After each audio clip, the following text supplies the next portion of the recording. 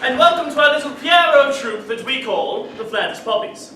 We've got a few songs, some jokes, a dance or two, and some pretty girls to remember in your dreams. Oh, don't worry, ladies, we haven't forgotten about you either. Oh, and total global warfare. But don't let that get you down just yet. Let's start off with a song. On this glorious weekend in sunny Europe, the sky is clear, the sea is like glass, and life could not be sweeter. Let's start off with a song. Any suggestions? How about Johnny Jones? Johnny Jones it is then.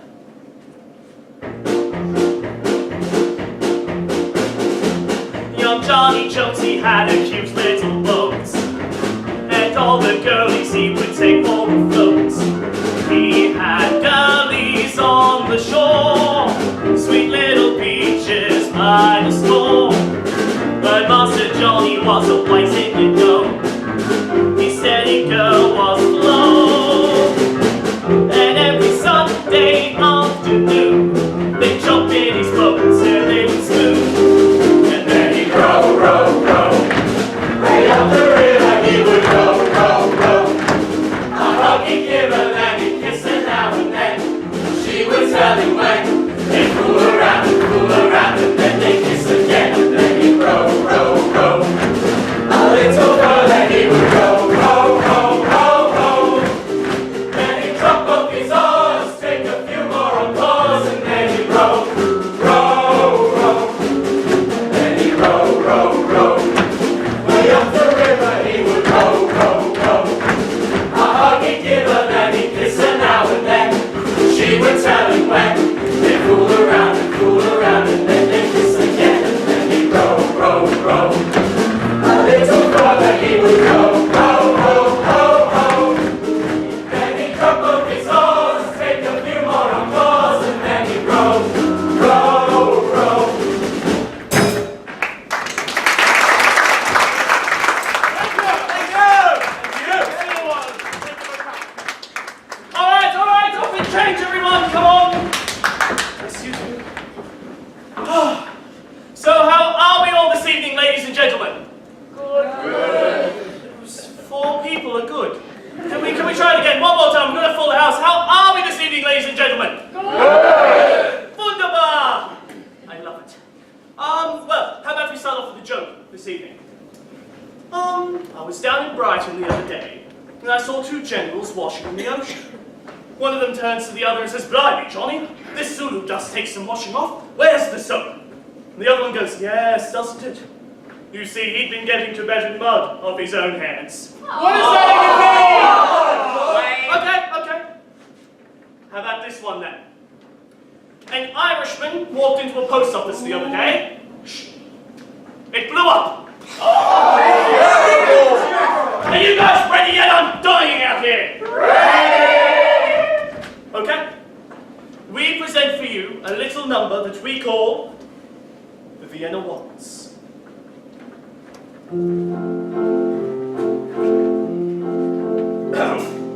Ladies and gentlemen, I present for you couple number 13, His Royal Highness the Archduke Franz Ferdinand of Austria and Hungary with his charming wife Sophie. Couple number 22, Kaiser Wilhelm II of Germany, King of Prussia, with his delightful wife Augusta. Couple number 16, Tsar Nicholas II, Emperor and Autocrat of all the Russias, King of Poland and Archduke of Finland, with his attractive wife Alexei. And what a charming couple they make, ladies and gentlemen.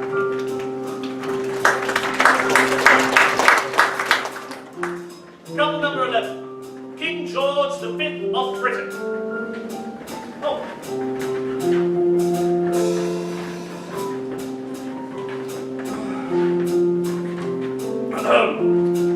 By the grace of God, King and Emperor of the United Kingdom of Great Britain and Ireland and the dominions beyond the sea, Defender of the Faith and Emperor of India, and his wife, Queen Mary, Queen Consort of the United Kingdom of Great Britain and Ireland and the dominions beyond the sea, Empress Consort of India.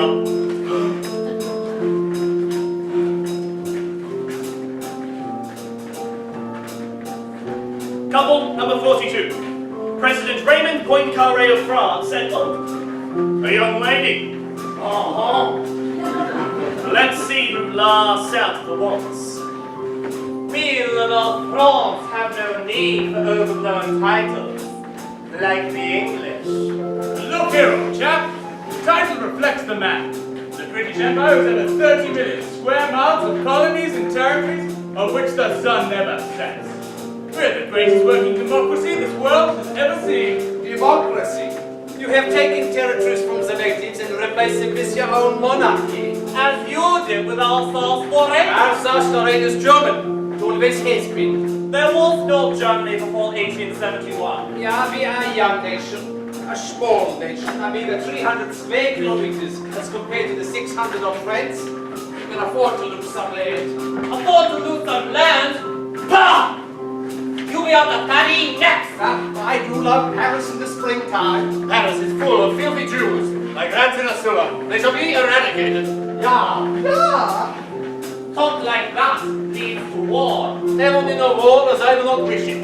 Oh yes, that line worked on Japan. War is unthinkable. Besides, the Russian people will rally to the flag and are ready for any conflict Germany can throw at us.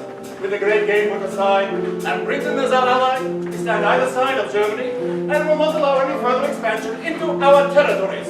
Yes, well, just keep an eye on the rising sun. We no longer have any interest in that direction. Happy anniversary, darling. Happy anniversary, dear. The French Republic will defend its borders to the last man. People of France. Besides, they will attack Russia first. Little lady, attack his lady? Never. Anyway, let them fight. Dear cousin, it would take you weeks before you realized anything was happening. The Russian bear is so large, its brain does not know that its backside has been bitten by the flea until it was too late to scratch. And what does Great Britain say to all of this? Now look here, war is unthinkable. Unthinkable. But, should it come to it, we have a vast empire to draw on. The sun never sets in all that. From England's green and pleasant pastures to Australia's great expanse. We can keep more than 1 million Germans so busy, they'll never set foot inside of Paris. The Royal Navy is the greatest fighting force this world has ever seen. But you do have an army as well, don't you? The army? No need to bring them into it. Stout backs, all of them. But a bit uncouth and rough around the edges. No, this is a gentleman's game. And as such, it should be played out by gentlemen. Of course, shiny buttons and polished boots. Exactly! Never underestimate the Royal Navy. Besides, Winston will whip them into shape. But what could possibly happen to set we three against each other? This is more than just politics. This is family.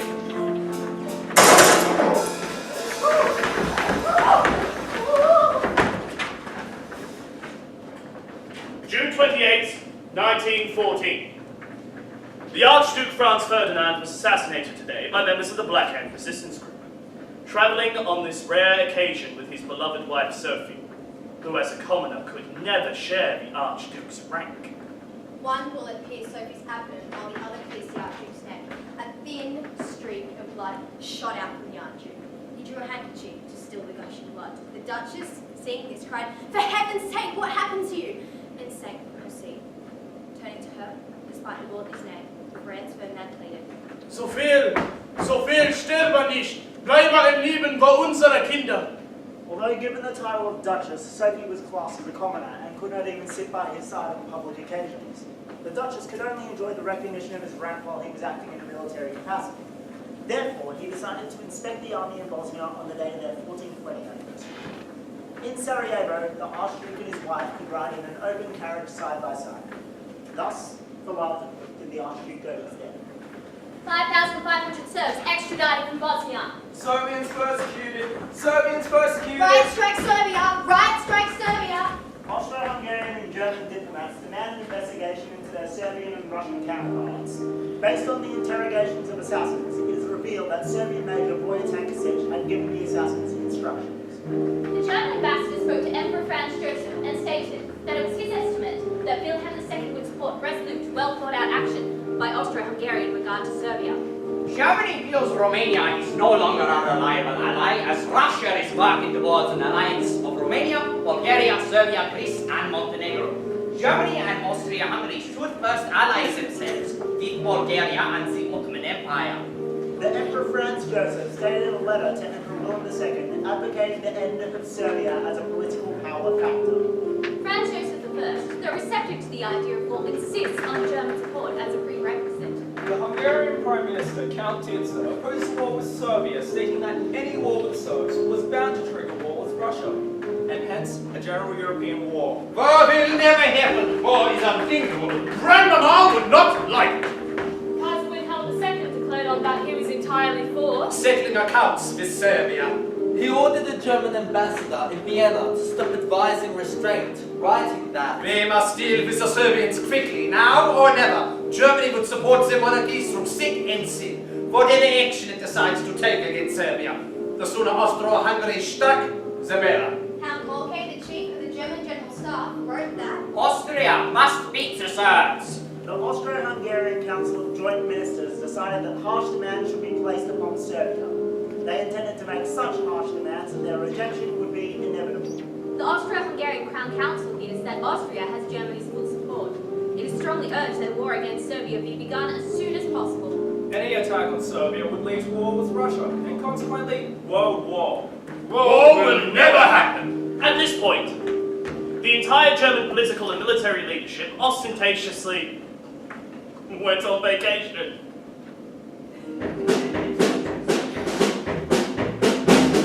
The Austrian killed in Serbia, now look at where the hell we are. Austria will start a war, just to give the Serbs what for. Kaiser's gone on holiday, on the seas he wants to play. Moltke's left alone at home, to make the facts up on his own. They'll start a war today, to make the Serbians pay, for killing Ferdinand, and so we end the land. They'll start a war today, so he can have his way. It seems his power is found, there'll be blood on the ground. Russia's dragging Britain in, wants his cousin next to him. Little Willie won't play nice, we will pay the final price. Belgium's in the thick of it, either way we'll all get hit. The fields in Flanders will see war, poppies bloom forevermore. They'll start a war today, this game they want to play. Beat friends and saber boys, and play with soldiers' toys. They'll start a war today, for our souls you must pray. These naughty cousins three will be the death of me.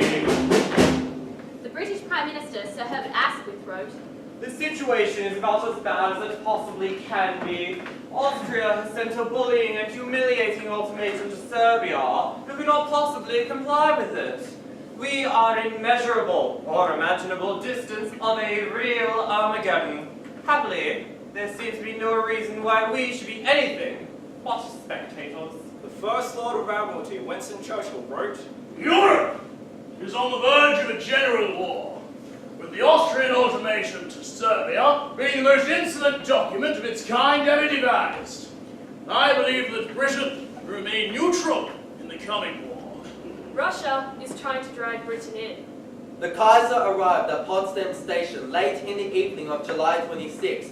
He was met by a somewhat fearful chancellor, not from the dangers of the looming war, but rather from his speed to bring the war about would be revealed. His first words to him were, How did it happen? Ha! Resign! You've made this stew, now you're going to eat it! The order to disperse the British fleets and dismiss the reservists is rescinded, putting the British Navy on a war footing, just in case. Austria declares war on Serbia. Austria declares war on Serbia! Austria declares war on Serbia! Austria declares war on Serbia! Wilhelm sent a telegram to Nicholas asking for Russian support in the Austrian war against Serbia. Nicholas replied, I appeal to you to help me. An ignoble war has been declared on a weak country. Soon I shall be overwhelmed by pressure to take extreme measures that will lead to war.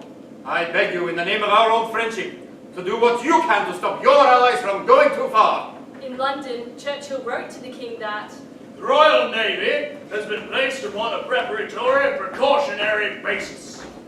If Germany invaded France, Britain would consider going to war with Germany. A general alert has been ordered for all armed forces. Dear Wilhelm, I have ordered partial mobilization against Austria. I urge you to do your utmost for a peaceful solution. Then I must mobilize too. Germany will mobilize if Russia does not demobilize advance. Under such pressure, I must give in and order a general mobilization. Bring me the orders for the German mobilization. German troops must be ready to enter Luxembourg in Belgium as a preliminary for invading France. Yes, my Kaiser. I no longer have any doubt that England, France and Russia have agreed amongst themselves to use the Austro-Serbian conflict as a pretext for waging war of annihilation against us. Under the pretext that they are aiding France and helping to maintain the well-known balance of power in Europe and unite those states against us. Germany declares war on Russia. When presenting the declaration of war, the German ambassador accidentally gave Russia both copies. One which stated Russia refused to reply to Germany, the other saying Russia's replies were unacceptable. Idiot! If Germany invaded Belgium, Britain would go to war. Britain gives France firm assurances that we will defend her coastline without aiding. Once it is decided to fight the war at sea, it will necessarily lead into fighting it on land as well. Within the British cabinet, there was an increasing acceptance that Britain would be forced to intervene. German invasions of Belgium and Luxembourg were a violation of international law. Germany is in a state of necessity, and necessity knows no law. Britain demands commitment by midnight this evening that Germany will go no further with its violation of Belgian neutrality. Germany rejects the British ultimatum. The British ambassador will hand over his passport and leave the country immediately. Britain only desires to protect small nations and the balance of power in Europe. Telegrams have not reached London. Whether it's like a war exists between Britain and Germany is therefore a confused matter until the expiry of the ultimatum at midnight, violent time, at which point we must assume there's a state of war in Europe. War! To think that George and Nicky would have played me once. If Grandma had been alive, she never would have allowed it. Austria will invade Serbia, and Germany will be focusing on what Russia is doing on its northern front. They believe the Austro-Hungarians will be focusing on Russia, not paying attention to what we are doing in France. Austria should take its bets as the Papa troops to Russia and half of Serbia. We expect a swift and decisive victory against these rebellious Serbs. Austria invades Serbia! Austria invades Serbia! The glorious Serbian army has beat back the Austrian invaders, signifying a great victory for Serbia. A standout of the battle is passionate effort displayed by the ordinary Serbian people. Particular mention to 8-year-old Momcilo Gabric, who joined the 6th Artillery after Austro-Hungarian invaders killed his parents, his grandparents, and 6 of his siblings. That boy is headed for a promotion. Well, that keeps the Austrians busy for a little while. We shall initiate the Schlieffen-Claim. It's a quick march through Belgium, avoiding Alsatian raid. From there, we can encircle the French on our own borders. Following that, we cannot perish from the English Channel, then we're back to deal with Russia before they can become a threat against us. And what about Belgium? Very accommodating peoples in Belgium, so we shall be escorted through Belgium. You're not fighting on Belgian soil. We are neutral and wish to stay that way. Fine. We shall invade through Belgium then. Our French brothers' arms have come to our aid. I'm off to Antwerp. We shall stand and fight with our comrades in arms. Adieu. Adieu. We shall meet again in Antwerp. Bonjour, mes amis. Vive pour la chasse. Vive la Republic! Au revoir! Au revoir! Au revoir! Au revoir!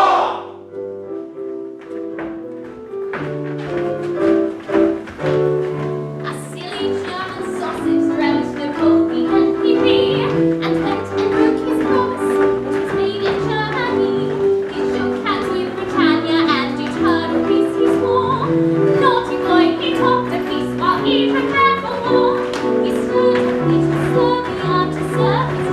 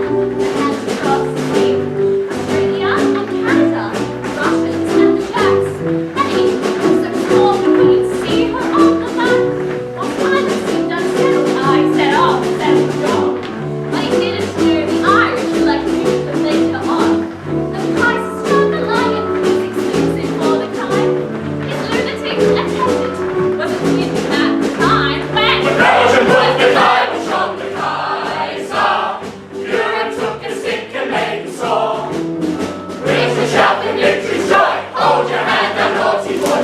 You must never play as soldiers anymore. For Belgium put the Cairo strong, the Kai's on. Europe took his stick and made it soar. On this burning dust to sit, and the couples are singing. He will never sit upon it anymore.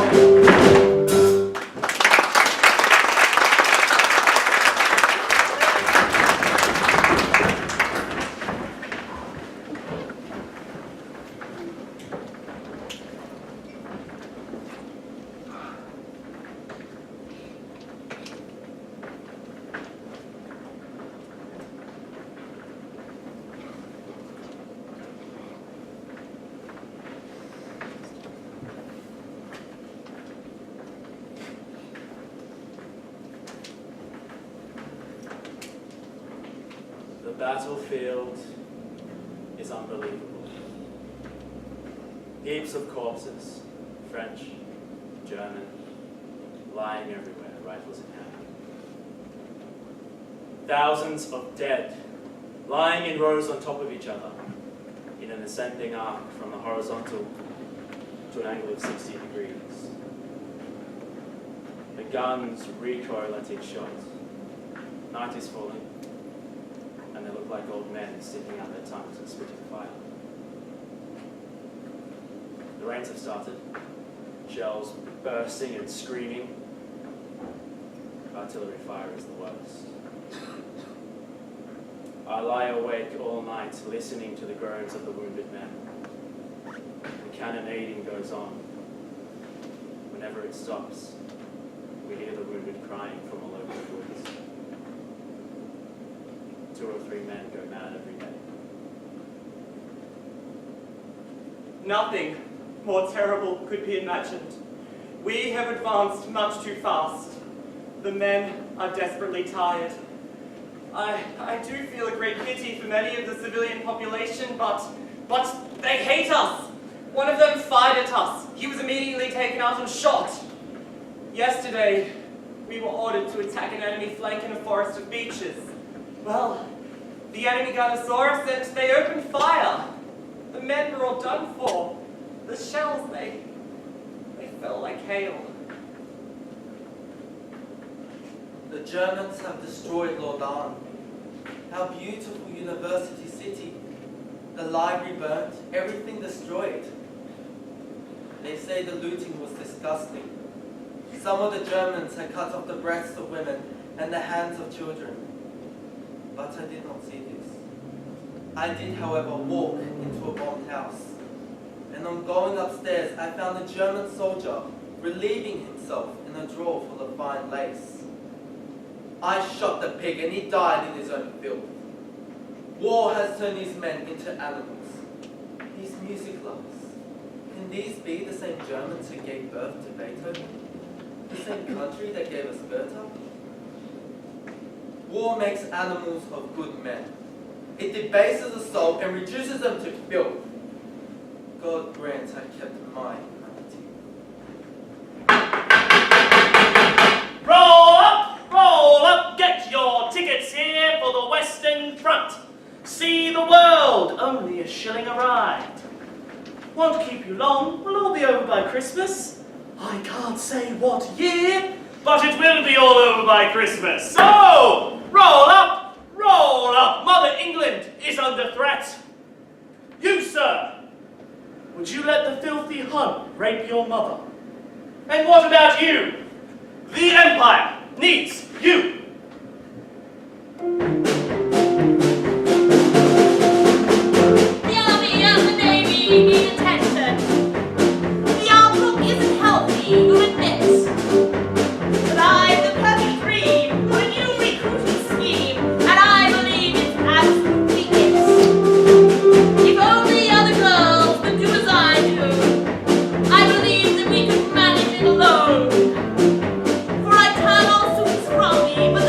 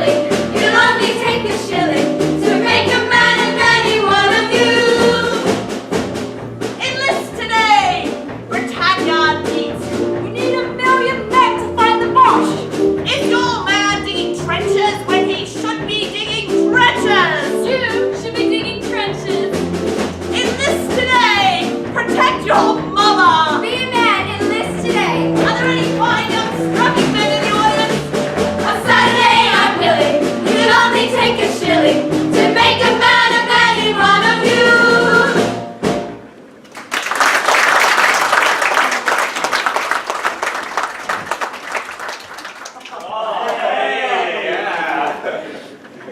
Right, you sorry lot? You're in the army now? Put that girl down, you filthy little pervert! Eyes front! Right, you!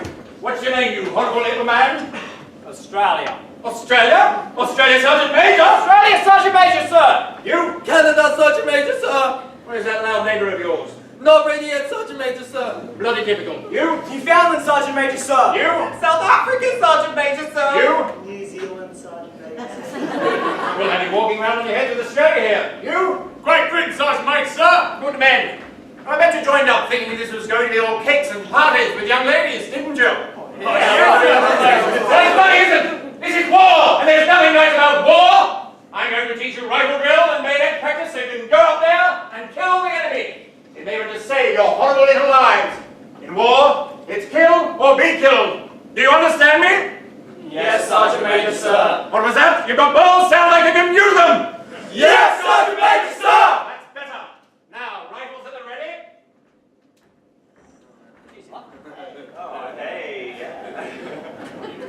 What do you think I'll do, you horrible little man? I'm trying to save your miserable life so you can go out there and die your king of the empire, and you're taking liberties with the ladies. You might as well spit on your hand and play with your brick, because the only pleasure you're going to get until this bloody war is over. Right? Are we done? Right. Get your rifle on your left shoulder, left hand parallel to the ground, right hand down the seam of your trousers. Next, bring your right hand smartly across your body, grabbing the rifle with the point balance, and bring your rifle down between your knees. In this position, you are ready to fix bayonets. With your right hand, take the rifle 6 inches from the top. I bet you've never had as much as 6 inches in your hand all your life. It's not 6 inches that belong to you. Right hand on the rifle, 6 inches from the top. Right. Now, bring the bayonet down over the bayonet catch at an angle of 90 degrees. Thus. Fix bayonet. 1, 2, 3. Fix bayonet. What are you doing, you useless little shit stain? Get back in the line! Now the lunge. Bring your rifle up smartly, right hand on the neck of the butt, left hand to the point of balance, left foot forward. Right hand behind the butt of the rifle to give it a thrust. In, out. On guard. Do it! Right foot planted firmly so you don't fall flat on your ass. Now when Jerry or Johnny Turk is coming at you, you left parry. Oh yes, he's going to come at you. He wants you dead. Hun is killer, the Hun. Not like the Zulu rebel. Hun is a train killer. Right, left parry. Left hand on the point of balance, right hand on the neck of the butt, swing it over the right and bash his head in. If that doesn't stop him, swing it to the right parry. Left hand on the swivel butt, right hand on the butt of the rifle, swing it over the right and bash his balls. Break his balls, don't tickle him. This isn't a dance, you want him in pain. When he drops, plunge the bayonet into him and then move on because there's plenty more behind him. Right, bayonet drill, by the numbers.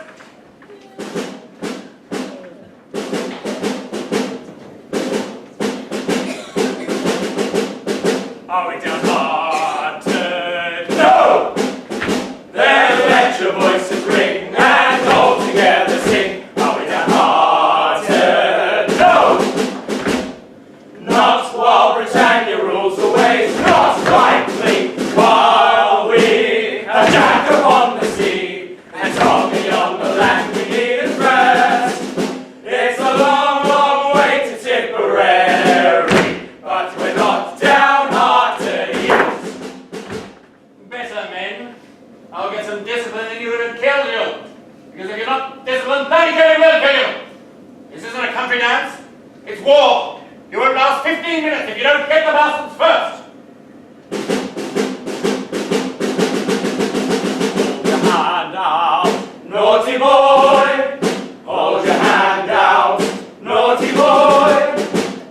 Last night, in the pale moonlight, I saw you, a nice girl, in the park. You were strolling, full of joy, and you told her you'd never kissed a girl before. Hold your hand out, naughty boy. Right then, line up for the charge. Don't shoot until you see his eyes. Don't waste a bullet. Face your enemy then and remember what you're here for. If you don't stop him, he'll march right up to your door and rape your mother, rape your sisters. Platoon, by the numbers, fix bayonets. 1, 2, 3. Positions. Ready. Charge!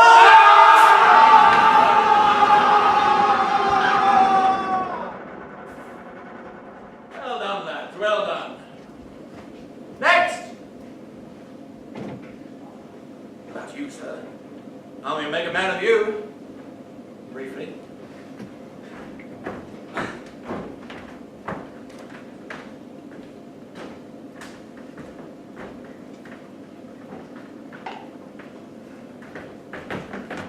Dear Mumsy! All arrived safely. Binky and I are most excited about the big adventure we've embarked on. I have been made a junior staff officer, thanks to Father, and get to report to Lord Kitchener himself. Most exciting.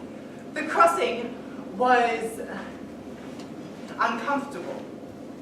My cabin was very close to the troops, so we could hear them singing all night long. I must confess, I did drink a little too much. Binky was green the entire crossing. Not a good look for an Eton man. Thanks, Topsy, for the books, but I shan't have time to read much, what with all the jaunts and capers we shall be getting into. Wow, what a jolly big adventure this is. It makes my head spin, absolutely topping stuff.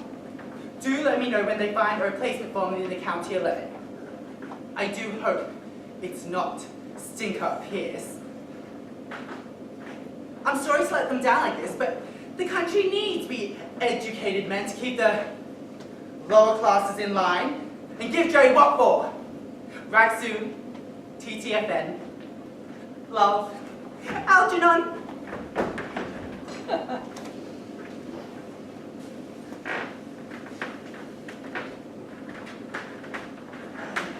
Bonjour, monsieur. Joseph Joffre, commandant, chef de l'armée, armée de la République populaire de France.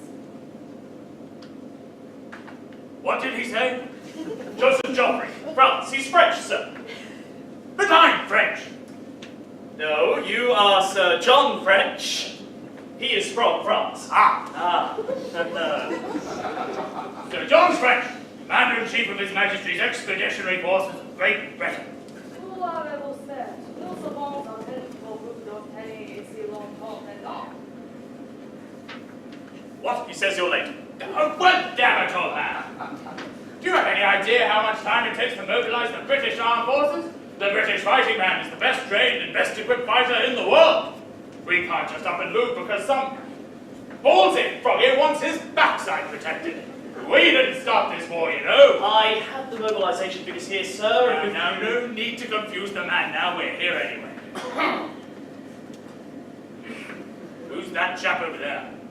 That is King Albert I of Belgium.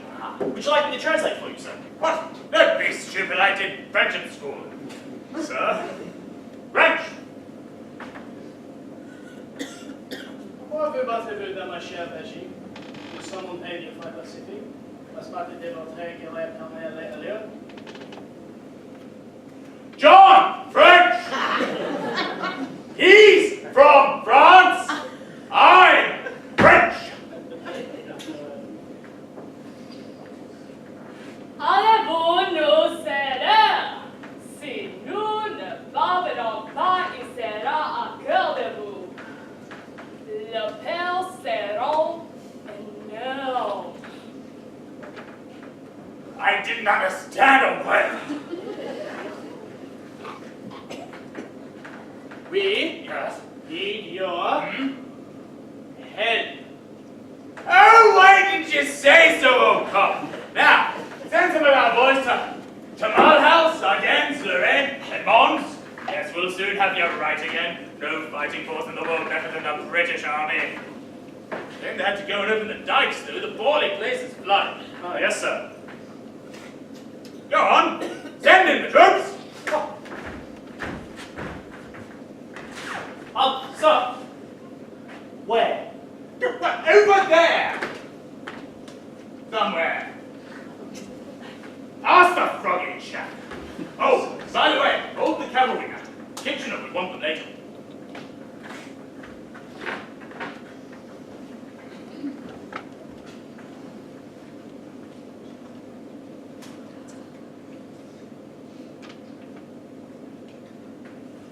And we've only just begun, folks. Right, here we are, lads. Take a load off while we sort out transport. Where are we, Sarge? Smells like Waterloo Station. Nah, more like St. Pancras. Any takers for King's Cross? Well, at least it doesn't smell like garlic here. You're out of it for now, lads. That's where you are. Oh, I don't think I'll be going back in a hurry. No nonsense. Quick stay in a lovely hospital, nice nurses to look after you. A few weeks will be right as rain, back on the front taking shots at old Jerry again. I won't be taking any shots, Sarge. I can't see to piss straight. Language, nurses present. Oh, don't worry, Sergeant. After what these boys have been through, a little rough language isn't going to hurt us. But there are so many of them. We were unprepared for this volume. There aren't enough ambulances for all these men. Officer on deck. As you were, lads. Chin up, we'll soon have you home again. This way, sir. We've assigned officers to ambulances. We're sorting out transport for the other ranks now. Oh, good show. Chin up, lads. Britain appreciates what you're doing for her. I'm Australian, sir.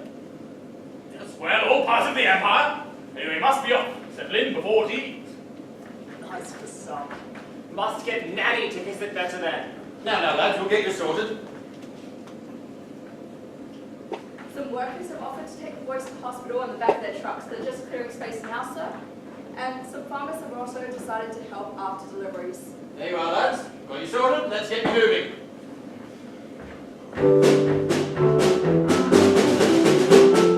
I've got your troubles in your own kit bag and smile, smile, smile. While you Lucifers are like your bag, smile boys, that's the style.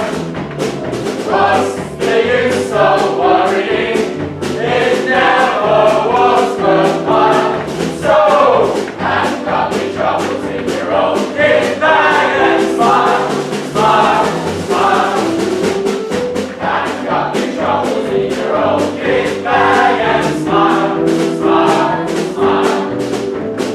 While you Lucifers are like your bag, smile boys, that's the style. What's the use of worrying? It never was worthwhile. So, I've got your troubles in your own kit bag and smile, smile, smile.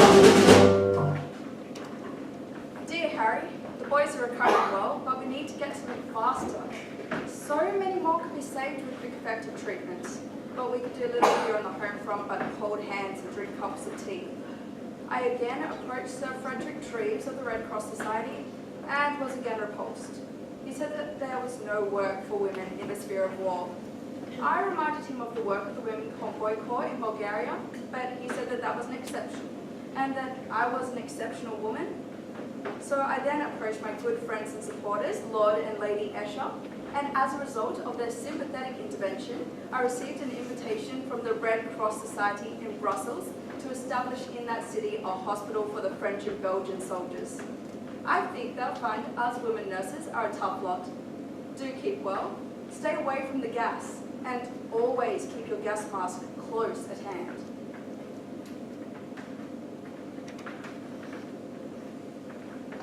We here at Maya Chemicals take great pride in our advances in the field of non-lethal chemical suppression.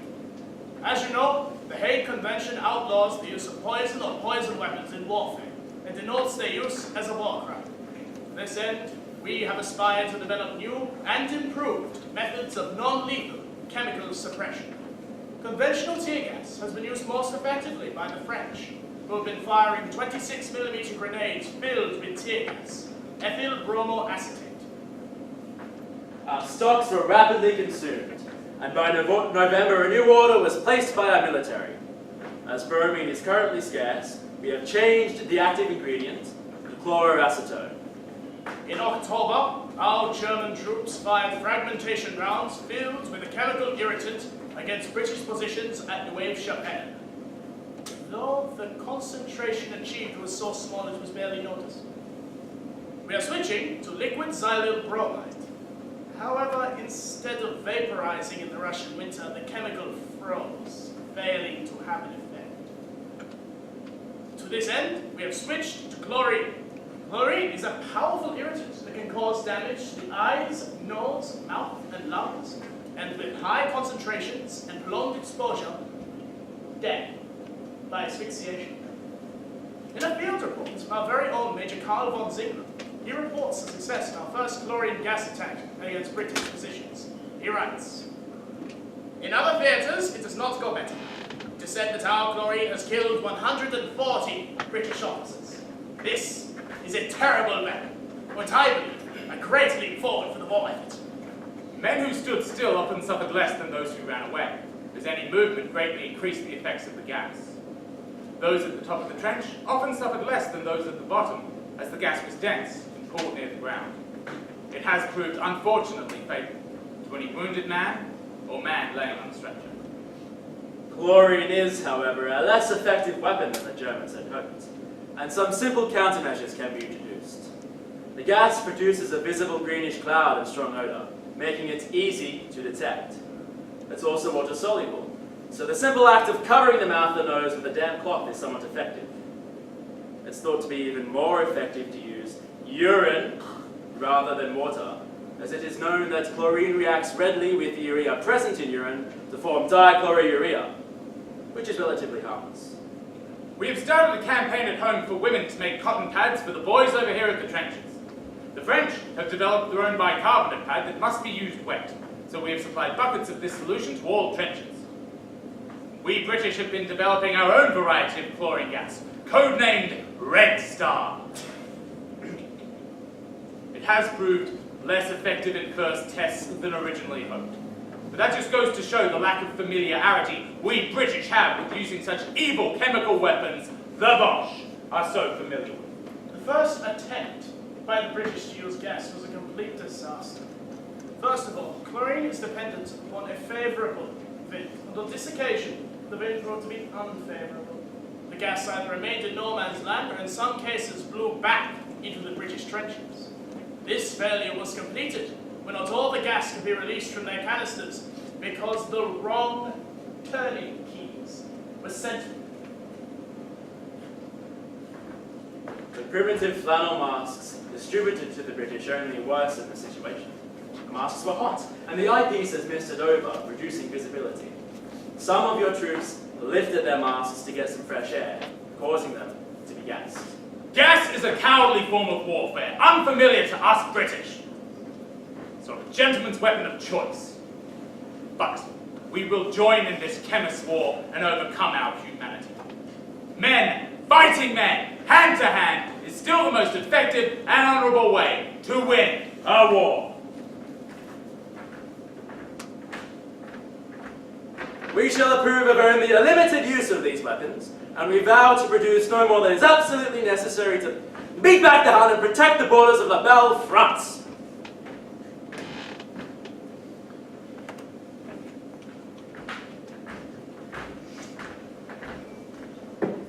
Christmas, 1914.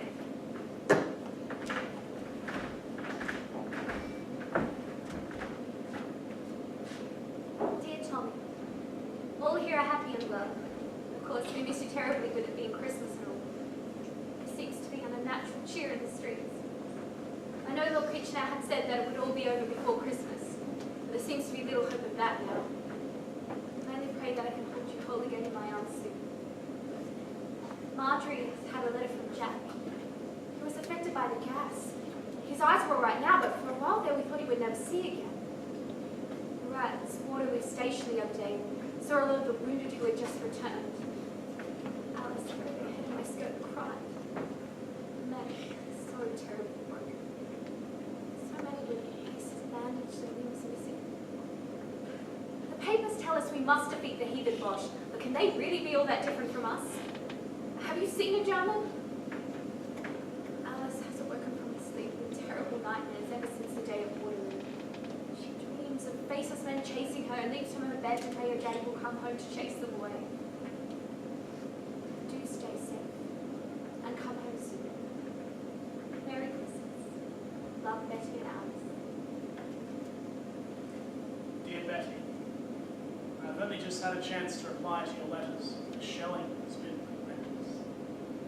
Well, dear, you asked me to tell you what kind of a Christmas I had. We were in the trenches, so it wasn't a merry one, but we were quite happy. Now, what I'm going to tell you is going to be hard to believe, but trust me, it's quite true.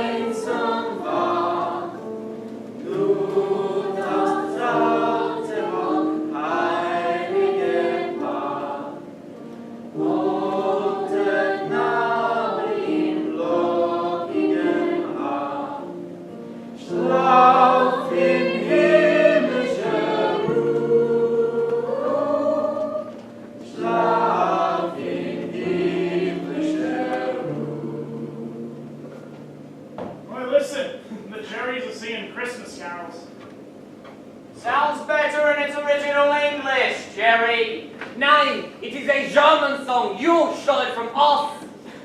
Rubbish. It's as English as the king. Won't you join us, Tommy? Yeah, sure. Meet you on the wire. Sing with us. It is Christmas. Peace on earth, yeah? And goodwill. Not bloody likely, mate. Go on. What harm could it do?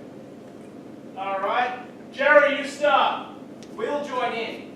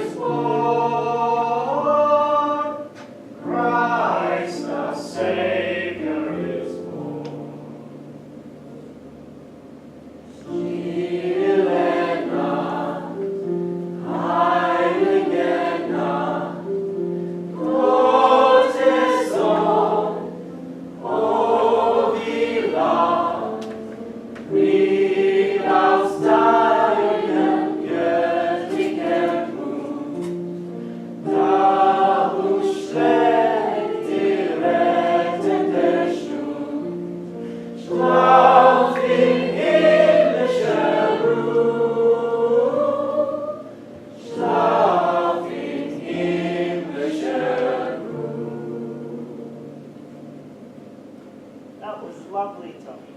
How about you sing one of your traditional songs first now? Yeah. Okay.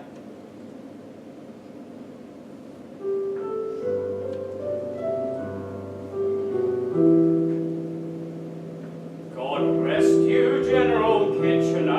I hope you're sleeping well. Unlike all of these soldier boys you've sentenced to this hell, to save us from the Kaiser's power and make us loudly pray. Oh, tidings of comfort and joy, comfort and joy. Oh, tidings of comfort and joy.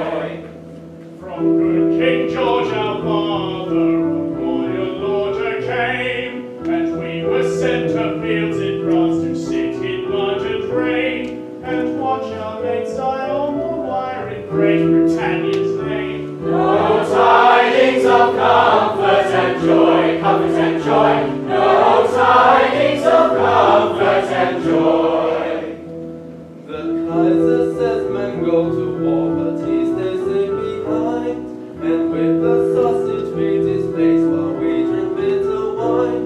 And we go blind from chlorine gas, so limbs get blown away. No tidings of comfort and joy, comfort and joy. No tidings of comfort and joy. We hear the sound of wounded men as on the fields they lay, or ripped apart upon barbed wire, or rain with death they pray. Cold and wet and freezing unto the Lord they pray. An ending of comfort and joy, comfort and joy. An ending of comfort and joy. Now to the Lord sing praises, all you within this place, and with true love and brotherhood each other now embrace. This holy tide of Christmas all others doth deface. Oh, tidings of comfort and joy, comfort and joy. Oh, tidings of comfort and joy.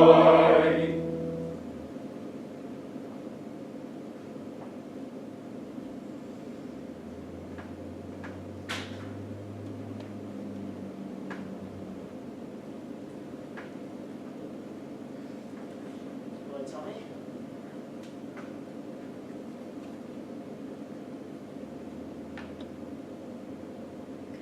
Hello, Jerry. It is Christmas. He asked to bury our dead in Camp Round. The generals won't like it. I'll either. Sounds like a bloody good idea then.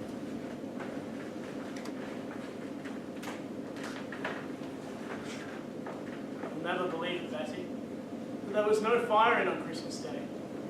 The Germans were quite friendly with us. They came over to my trenches and traded me cigars, cigarettes, chocolates. We gave them stuff back. We were a bit timid at first, but me and a lad called Sterling went over, and I'll bet you, we must have shook hands with 16 Germans. They told us that they did not want to fight, but they had to. Some of them could speak English just as well as us. Some of them even worked in Manchester. We each buried our dead and had a small service. The priest was shot a few days back, so we went from the Bible and made our peace. There in the hell of no man's land, we were reminded that we are men. One of the English had a football with him, so we actually played a game with them. Fun enough for us. What kind of Christmas did you have? I do hope you enjoyed yourself. I've told you many times. You cannot hate the Englishmen. They are men as we are men. We can't hate the enemy because we must. The king and the Kaiser are cousins after all. I long to be home with you soon. We'll feast on the biggest burst in Berlin and drink beer on the green grass. In love to my little. The next day we received an order that all friendly intercourse with the enemy must cease. We did not fire at all that day, nor did the Germans fire back at us. What kind of a Christmas did you have? I haven't received Mother's care package yet. I wonder what became of it. I had some edibles, but they were nowhere near as good as Mother's. Please give her my love. At least she has Jamie's look after her now. Little Bertram now her father's gone. I'm surprised anyone could have it either. I should never have signed up again. But, no idea what she used to tell us. What's a sergeant? No, it's a sergeant. Army like a man of you. I loved you all. Stay safe.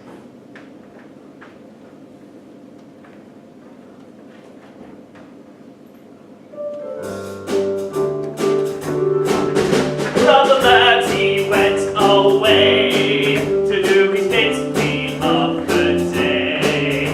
With a smile on his lips and his left-handed dips upon his shoulders, bright and gay. As the train moved out, he said, "Remember me to all the birds." Then he waved his war and went away to war, shouting out his pathetic words. Goodbye, goodbye, wipe the tear, baby dear, from your eye. Though it's hard to part, I know.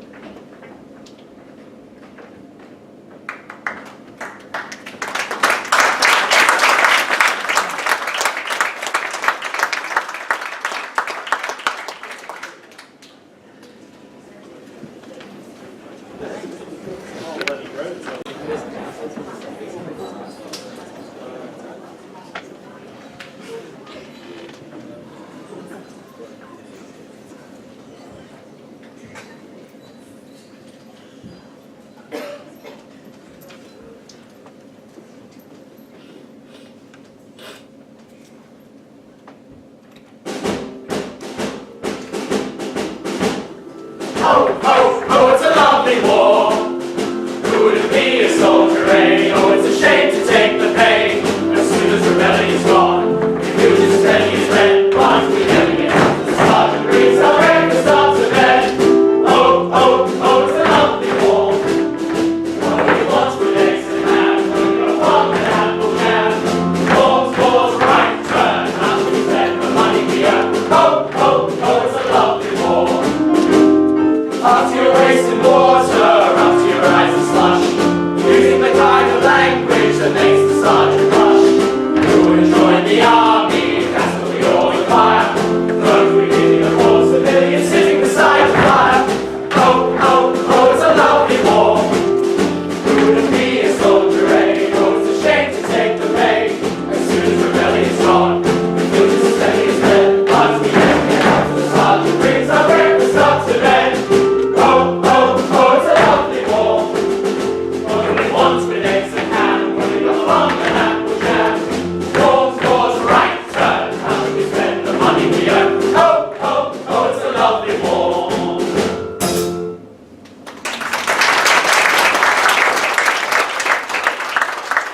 Have another round of applause for these brave soldiers, ladies and gentlemen.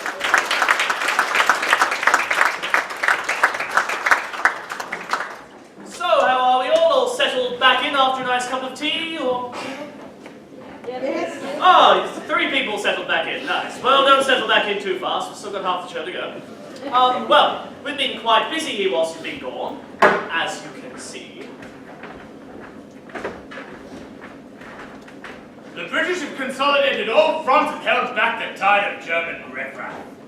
The Western Front is consolidated, and the Germans have been held at bay. But have you moved them back? Not as such, but we will. Well, the lines have not moved back more than a few meters since the opening of hostilities.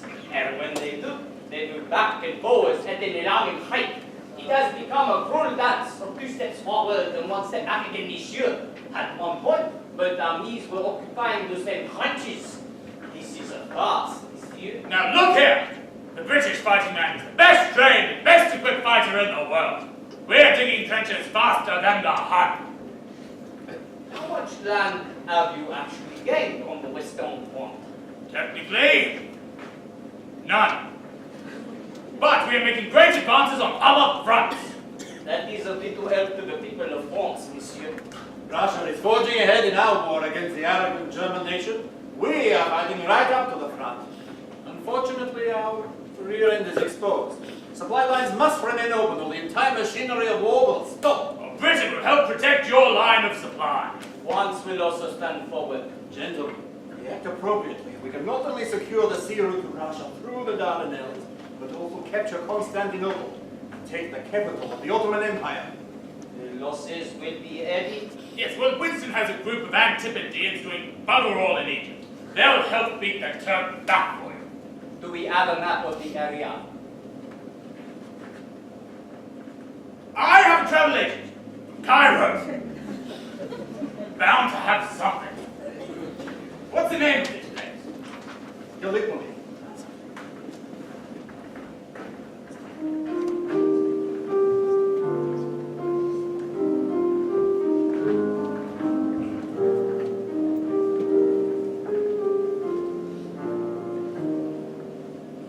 Once a group of Anzacs were sent off to Gallipoli at the command of the Admiralty. They sang as they watched and waited for their mates to die. Who'll come and die on the wire with me? Die on the wire, die on the wire. Who'll come and die on the wire with me? And they sang as they watched and waited for their mates to die.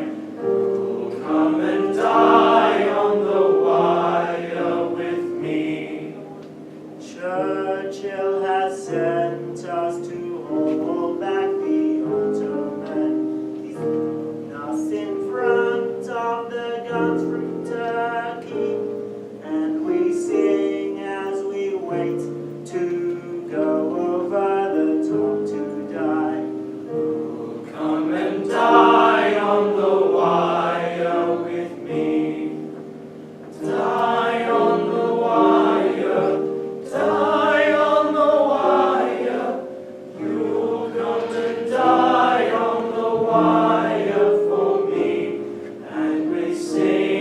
as we watch and wait for all our mates to die. You'll come and die on the wire for me. Up came the captain with orders from Lord Kitchener. Over the top and defend Gallipoli. You are to cross into no man's land alone by. You'll go to die on the wire for me. Die on the wire, die on the wire. You'll go to die on the wire for me. We are to cross into no man's land at the Lone Pine. Your mates have all died on the wire for me. Up jumped the Anzacs and ran out into no man's land. You'll never take us alive, said we. And our bodies were broken against a wall of molten lead. My mates have all died on the wire with me. Died on the wire, died on the wire. My mates have all died on the wire with me. And my ghost will be heard as you pass by the Dardanelles. My mates have all died, please remember me.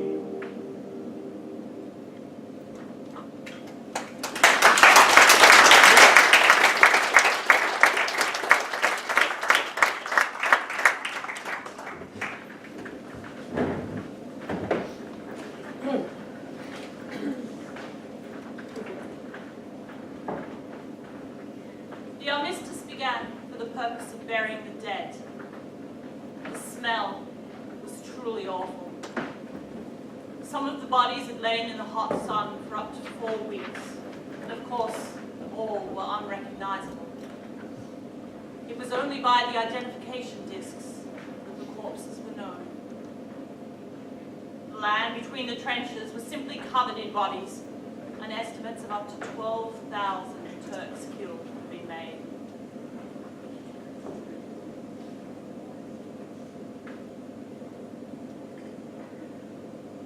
Amongst this awful mass of dead Turks were some of our boys who had been killed on the first and second day's fight and had lain their sins.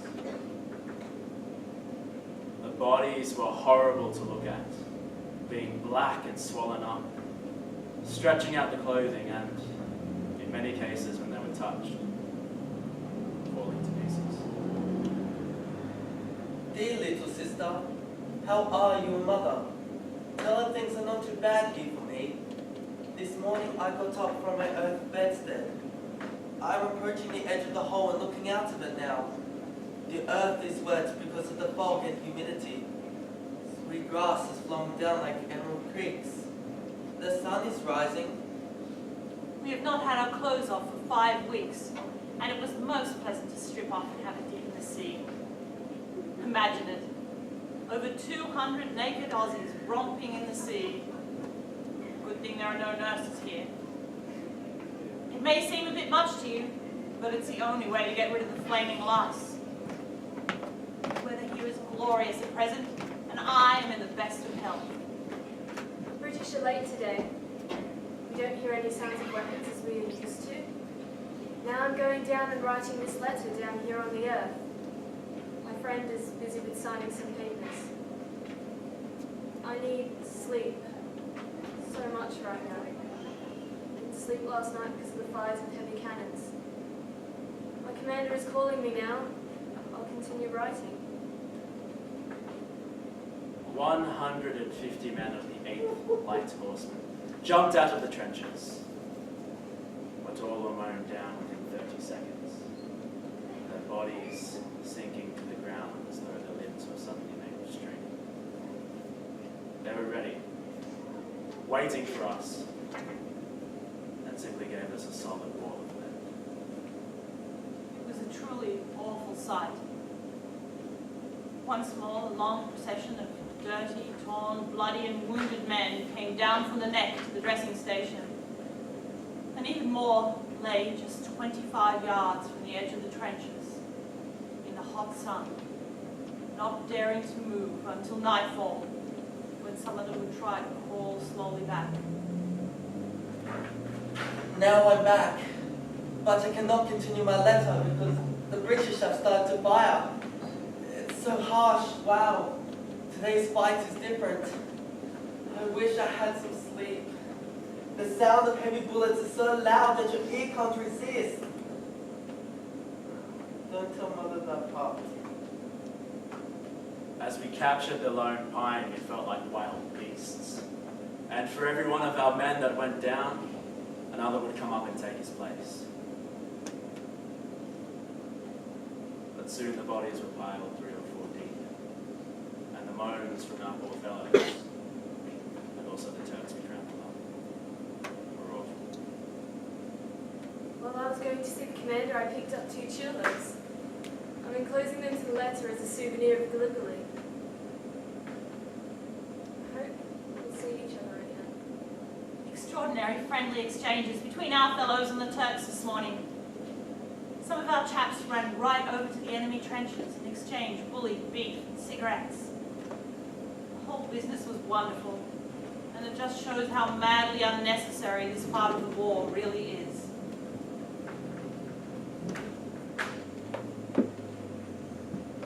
Dear Mother, Orwell here.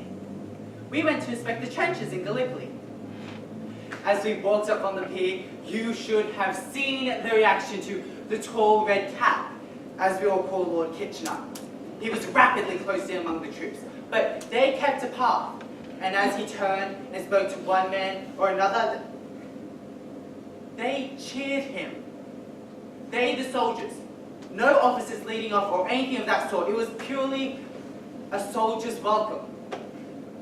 Lord Kitchener said to them, "The king has asked me to tell you how splendidly he thinks you have done. You have done splendidly. Better even than I thought you would." So we arrived at the trenches. What a dreadful condition. So many dead and wounded, just piled up in no man's land.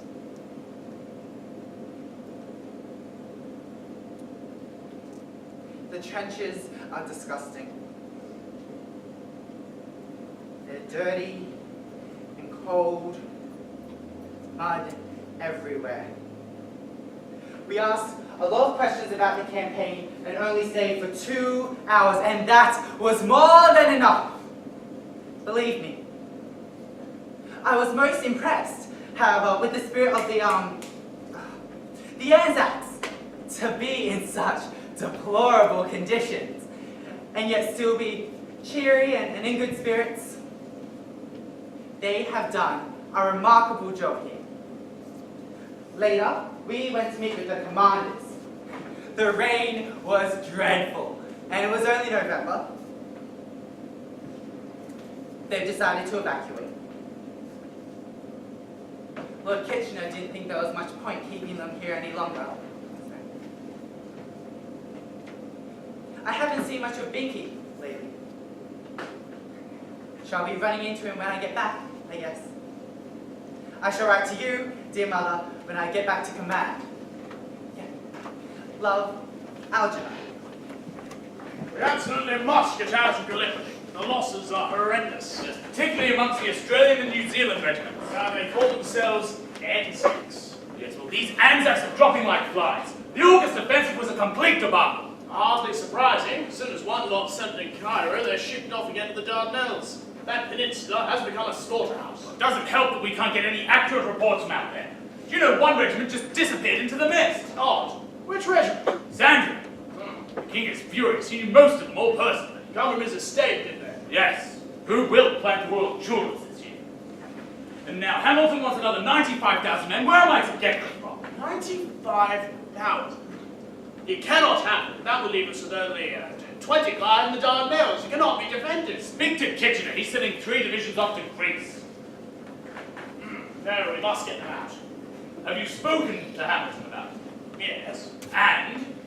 Well, Hamilton was against it, said it would be an insult to the prestige of the British Army. Churchill's out of the Admiralty for suggesting we go there in the first place. But Monroe was all for it.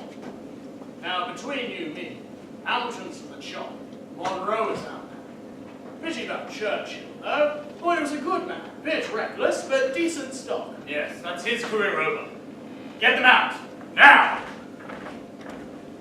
Dear Aesop, tell our glorious Turkish mother who gave birth to 4 soldiers, I've received your letter while I was sitting under a pear tree in a greenish meadow.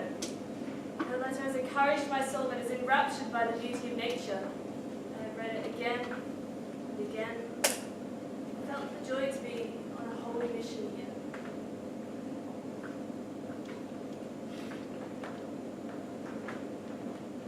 The evacuation from Anzac Cove was not by any means a defeat, but it became obvious that we could do no good there, and we were getting hell from the new, bigger Turkish guns. But we had attempted the impossible at the Dardanelles, and the Turks can make a very good story of their victory. Dear mother, please do not be sad. I will bring you both here when the war is over. I will show you this most wondrous scene, so Kat and Hilmi will see too. Today I washed myself in the stream. We prayed the namaz. We remembered our Metina prayers. I bent my knees down on this most enchanting meadow. I've forgotten all the chaos and confusion of the world.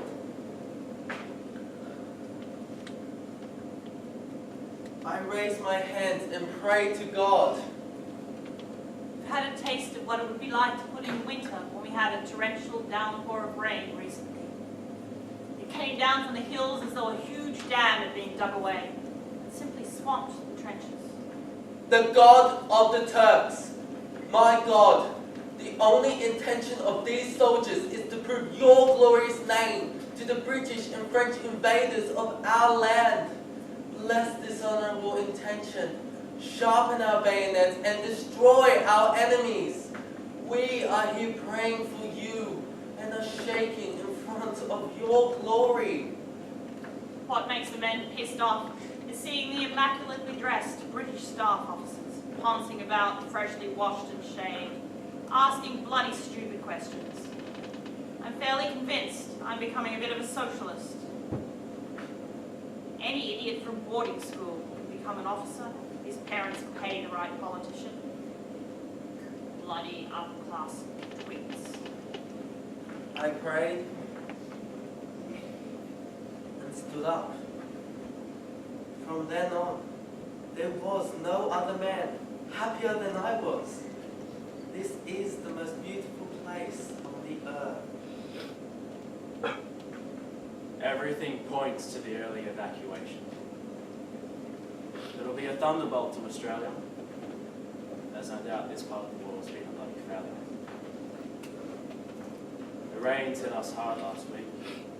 3 days solid. Trenches flooded. Some men drowned. One bloke was swept away as a trench wall collapsed. He tried to grab his hand, but the mud made him slip away from us. At least we give him a decent burial. The rain washed the unburied from no man's land into the trenches. But the rain and dysentery didn't take, the snow did. Some men froze in their sleep. Wet uniforms turned them into blocks of ice overnight. I wrote a letter to Kadir. Do not let mother give food vouchers or other things to anyone. If they ask, please say we do not have any. Put the case in the chest. As I told you once, the world is full of swindlers and she's too kind-hearted for her own good. Look after her and yourself in these hard times. But don't worry about me, Mum. I'm safe now and on my way back to Cairo. We left in small parties. I had 28 men and we left the trenches at 5:15 p.m. Each man in the ranks took his matcha grenades and his ammunition, and when we marched onto the pier, we threw them into the water. No bugger can use them now. It was a great success, and I still don't know whether the Turks have realized that we've gone. Please do not worry. Everything will be fine. Tell Mother I do not need new underwear. I still have my money. God bless you and keep you safe in His hands. As we left, we bombed our own trenches. Can't let supplies fall into the hands of Johnny Turk. He'd only fire them back at some poor sod. We had to kill all the horses, Mum. Even my beautiful Bessie. All the horrors I have seen here. The look in her eyes when I pulled the trigger will haunt me forever. She didn't ask us to be, poor girl. None of us did. We just do as we're told. One of the horses came through, though. Just not Bessie. Keep that foal of her safe. Give her all the best carrots from the garden. She deserves them. I can't wait to be home and smell the mountains again. Are the flame trees in bloom yet? I'll write to you as soon as I get to Cairo. Your loving son, Patrick.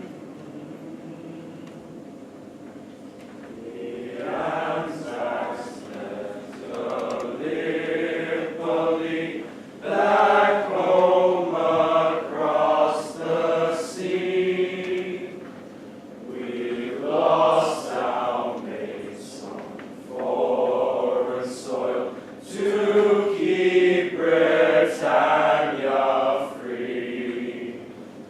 The dysentery gave us the shits.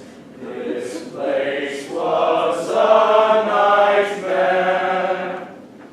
A fallen man will never rage. Does King George even care?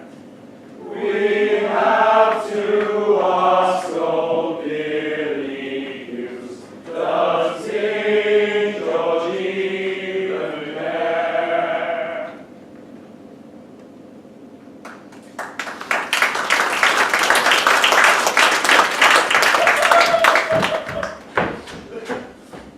Uh, 1916 and a new year! It will all be over by Christmas. Oh, not if I can help it. Go on, shoo off, chap. Yes, not bloody like it. Off you go, off you go. Roberts would blind. My company has just made $40,000 off the production of phosgene alone. We make tanks, a lot of stealing tanks. Ooh, and powder. Do not forget the powder. Well, America's exports to Europe this year alone have published at $10.5 billion. Oh, when we lost the Lusitania, we also lost a stock of almost 4 million rounds of ammunition, not to mention the aluminium powder. Russia has just paid $60 million to keep the war machine rolling. Property France was just £8 million sterling. Oh, and then there's the advances in science we're making too. The chemical industry is discovering new compounds daily, I hear. Yes, gases, acids, and explosives. All marvelous creations from our chemists. Well, we're currently working on chocolate that doesn't melt. We have over 50 varieties of barbed wire. Some have so many barbs that some can't release themselves. Without being shredded in the attempt, it's better to just stay still. You know what? Ballistics are advancing too. Each week we have a new type of machine gun. Machine guns are all the rage. They're handy little buggers can fire 400 to 600 small caliber rounds per minute. The Americans are working on a submachine gun that one man can carry. A fellow named Thompson, I do believe. Damn clever he is. Bah, Thompson. Enfields. Good enough for our boys.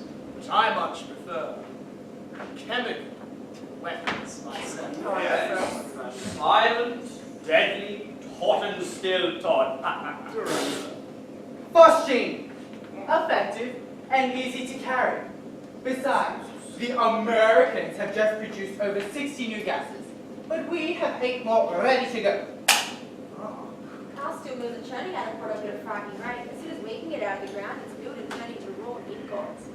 And shipped, not just us, Australia, is producing record amounts of iron and coal. Do you know what? There are also the social reforms. Women have always wanted to be treated as equals. Well, here's their chance.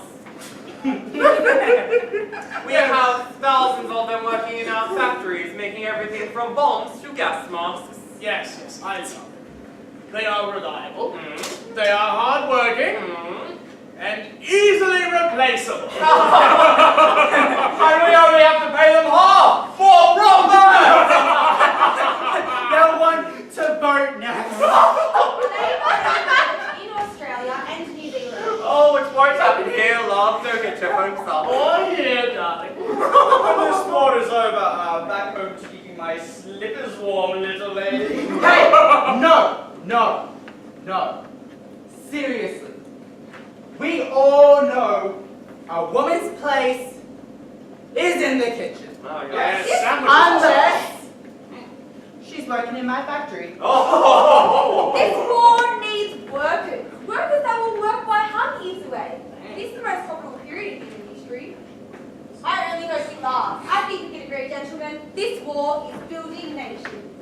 She's right about that, at least. It's a bit of a pity about the casualties, though, you know. Now, there is no great profit without great loss. Oh, well said. That's business.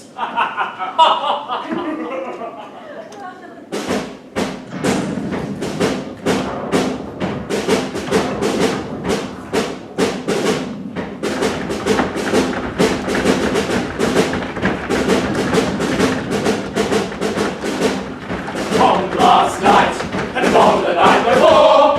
Gonna get bombed tonight, if we never get bombed anymore. When we're bombed, we're scared as we can be. Can't stop the bombing from on high in Germany. They're warning us. One shell hole for just the 4 of us. Thank your lucky stars, there are no more of us. So one of us can fill it on their own. Gas last night. Gas the night before, gonna get gas tonight if we never get gas anymore. When we're gas, we're sick as we can be. The phosgene and mustard gas is much too much for me. They're killing us. One respirator for the 4 of us. Thank your lucky stars that we can all unmask. The one of us can take it on the road.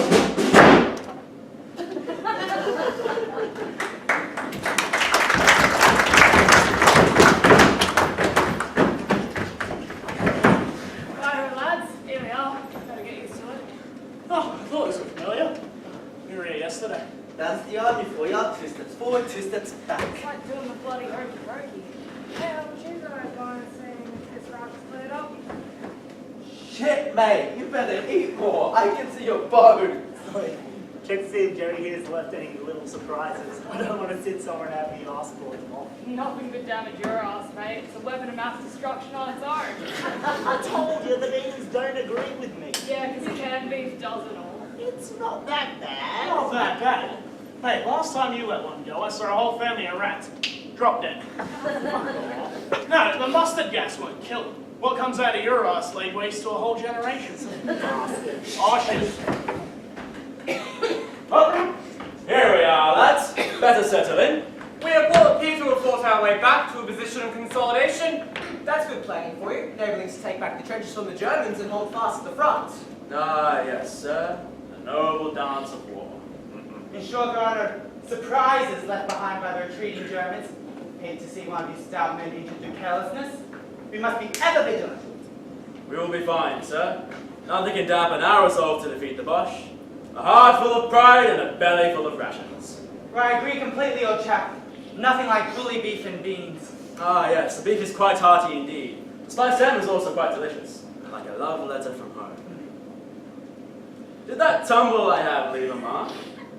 Oh, no, not at all. Perfect example of British manhood at its prime. Army makes a man out of you. Those chaps at home don't know what they're missing. And now that the vermin are under control, life is much more relaxed. But I've not even seen the vermin, sir. Other than the Bosch, that is. Oh no, all white clear. Yes, good show, yes. Right, lads, I've had word from the top brass. And they say that England's proud of you. You've been doing a stout job. Huzzah! So, once more, for God, England, and King George! George! Charge! Right, lads, listen up. I've had word from the knobs at the top. They said good job and all. Time to go over the top and die for the king. Wonderful. Basically, we're fucked, mates. Bloody typical, ain't it? Oh well. No one lives forever, eh? Let's get out there and take as many of the bastards with us as we can. Look, if we get lucky, I'll see you on the other side. And if not, Sarge? I'll see you on the other side. Charge!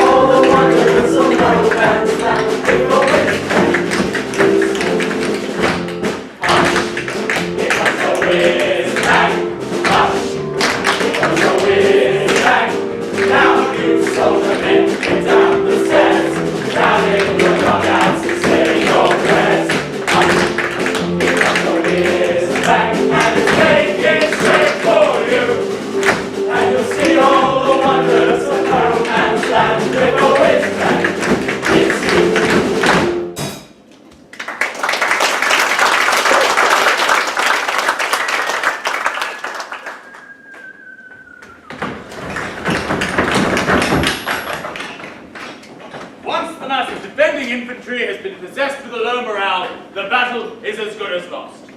The idea that a war can be won on the defensive is a dangerous fallacy. Obviously, the greater the length of a conflict, the higher the number of casualties on either side.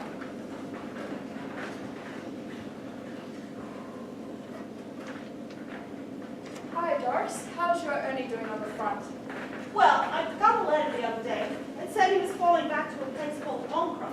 Oh, that's good. It means they might be getting out of it soon. I hope they're keeping warm. Winter's coming. Well, I sent in some woolen gloves the other day. I knitted them myself from an old blanket I unraveled. Should see him all right. Hey, Rose, how's your man? I haven't been told much of last Saturday because he got to kitchen. Haven't heard much out of there. Hope they're all right. There's a big push coming soon. I was running on a Kitchener, eh? No, but Mapleworks down in the mill, and they just got an order for that canvas they make down there. Oh, that's the stuff they use for body bags. You know, it would be horrible to face the Germans, those brutes. I heard they've been going into no man's land, taking our boys' bodies and turning them into soap. Well, I heard they crucified their prisoners alive. One was found nailed to a barn door with his own bayonet plunged through his throat. Animals!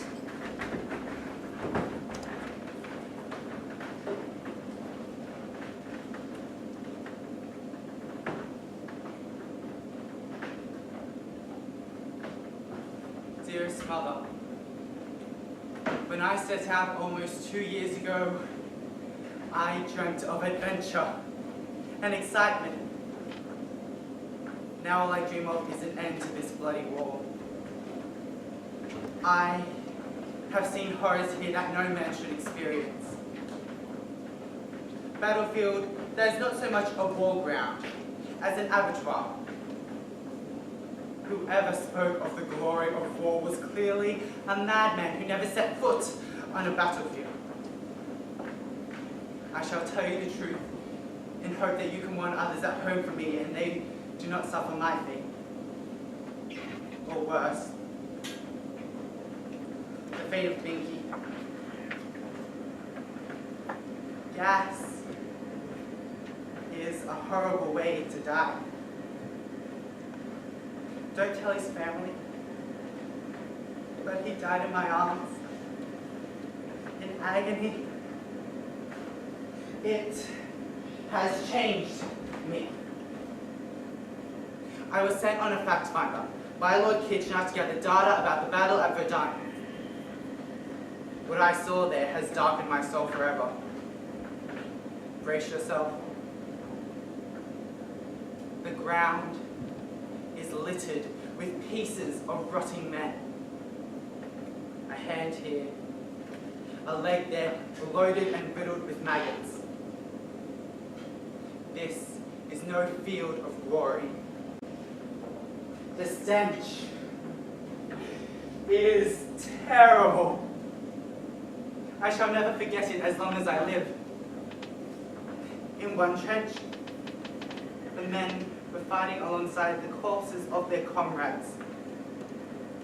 The bleached bones of the fallen are the stepping stones of the living.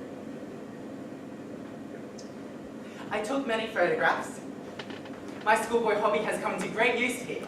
We record everything for the commanders. I must confess, we always try to take the worst images possible. How else are we going to get them to stop this war?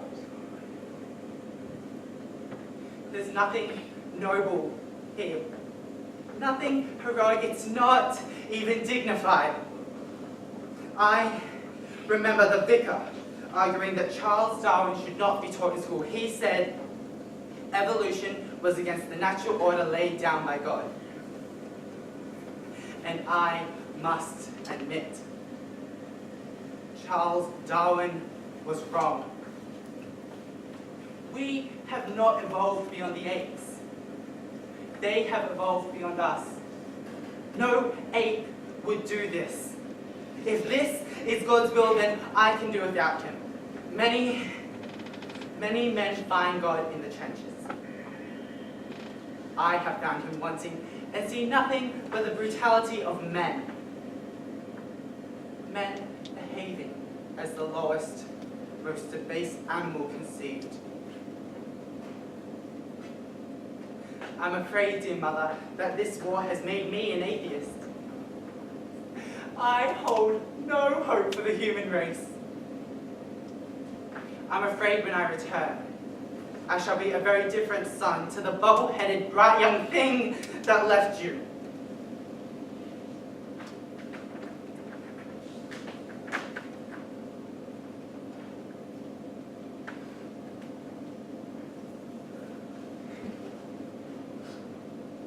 We are traveling with Lord Kitchener to Russia in a few days on a diplomatic mission. I will write soon. Hope all are well. Don't worry about me. I'm with the Commander-in-Chief. Safest place to be in this nightmare. Love, Algernon.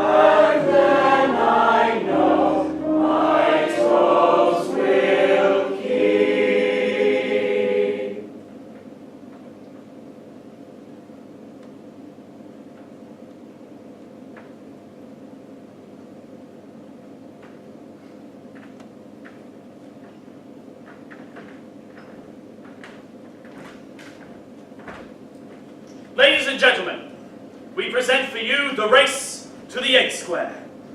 Places, please!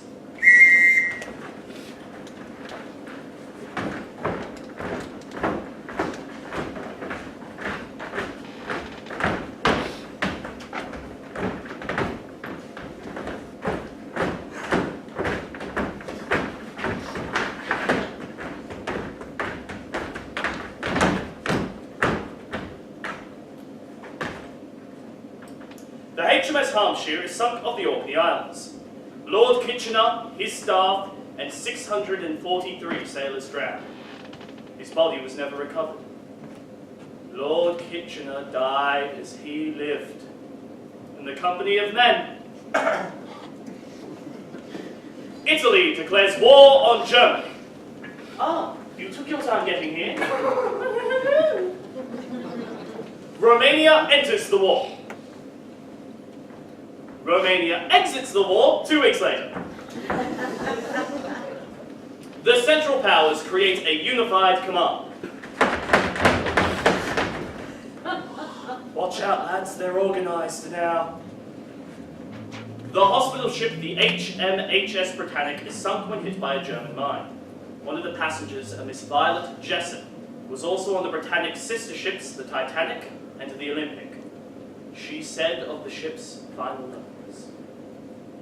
She dipped her head a little, and then a little lower, and still lower. All of the deck machinery fell into the ocean like child's toys. And then she took a fearful plunge, her stern rearing hundreds of feet into the air, until with a final roar she disappeared into the depths, the noise resounding through the water with undreamt of violence. If you're ever on a ship and Violet is a passenger, Get off the boat! King Francis Joseph of Austria dies and is replaced by Charles I. Anchor? Prime Minister Henry Asquith resigns and is replaced by David Lloyd George. Oh, smashing! Grigory Rasputin has been playing it up back home in Russia and is assassinated. Poison, bullets, strangled and drowned. You cannot keep a mad Russian down. German Foreign Secretary Arthur Zimmermann sends a telegram to Mexico. We intend to begin on the 1st of February unrestricted submarine warfare. We shall endeavor in spite of this to keep the United States of America neutral. In the event of this not succeeding, we make Mexico a proposal of alliance. The ruthless employment of our submarines now offer the prospect of compelling England in a few months to make peace. Signed, Zimmermann.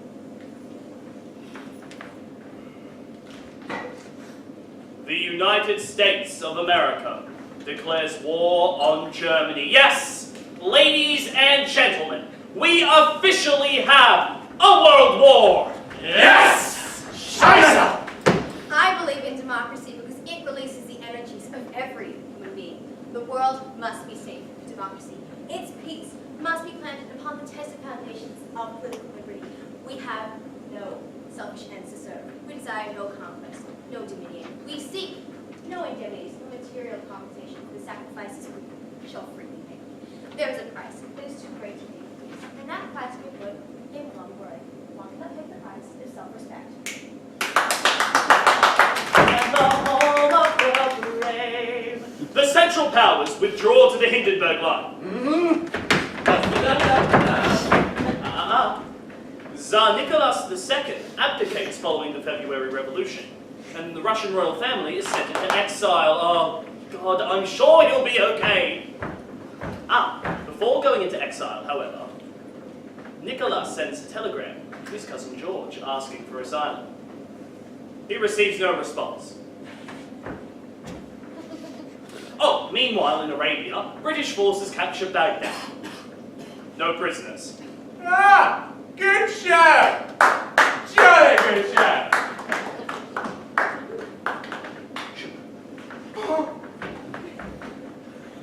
Well, that's gotten us a little further on in the game then, hasn't it? What soldier dying in a foreign land in his final moments does not reach out to touch the hands of an angel? In the field of no man's land, roses grow, fed by the blood and tears of broken men.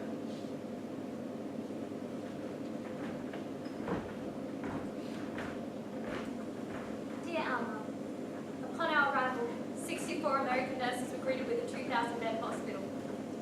The first hard experience came with an exceedingly large convoy, overwhelmed by mustard gas. The picture of intense suffering poured in us in great numbers. More than 600 in less than 48 hours.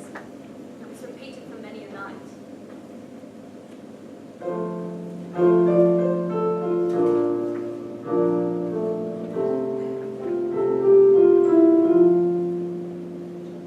When this lousy war is over, no more soldiering for me. When I get my pretty clothes on, oh, how happy I shall be. No more mustard gas to choke me. No more rotten army stew. You can tell the old cook sergeant to stick his stew right up his blue. When this lousy war is over, no more soldiering for me. When I get my civvy clothes on, oh, how happy I shall be. No more church parades on Sunday, no more begging for applause. You can tell the big fat matron to stick her passes up her arse. When this bloody war is over, no more soldiering for me. When I get my civvy clothes on, oh, how happy I will be. No more angry patrons yelling, pick it up and put it down. If I beat that frigid harpy, I'll kick her ass all over town. Casualty clearance stations were frequently the scene of the most distressing sight that human eye has witnessed. That is the re-wounding and killing of already wounded men in the dead of night by enemy bombs. It was hardly a moonlit night where the Hun did not visit our neighbourhood and drop bombs. We dug beneath the level of the ground to form shallow graves, 2 by 6 by 18 inches deep. When the anti-aircraft guns started firing and the shells from the enemy bombs started falling, we hid beneath the ground in our tents in a closed-off section that was hinged and had a piece of sheet metal attached to the underside.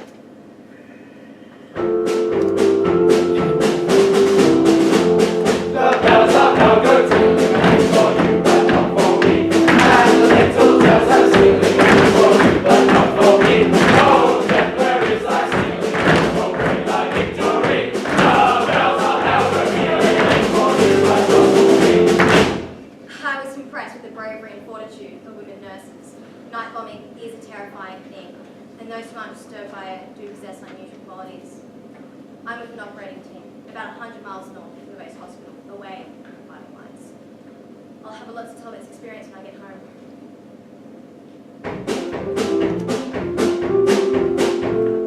I wore a tunic, a lousy khaki tunic, and you wore your civvy clothes.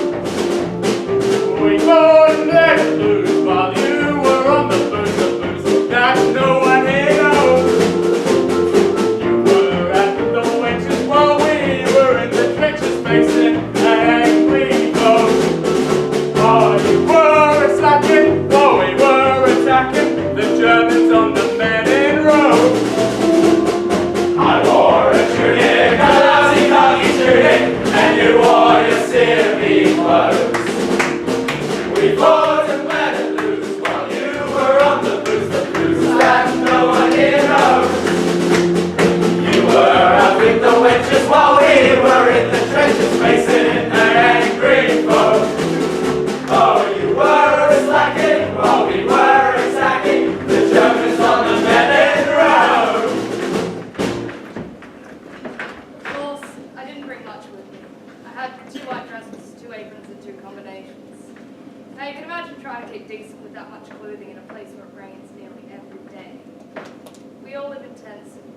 blood to and from the operating room where we stand in mud higher than our ankles. It was quite a task, but dear old Major Hart, who I'm currently up here with, got a car and a man to go down to a hospital and get some things. He brought me 6 new uniforms and aprons, heaps of notes from the other nurses, letters from home, and all kinds of fruit and cake.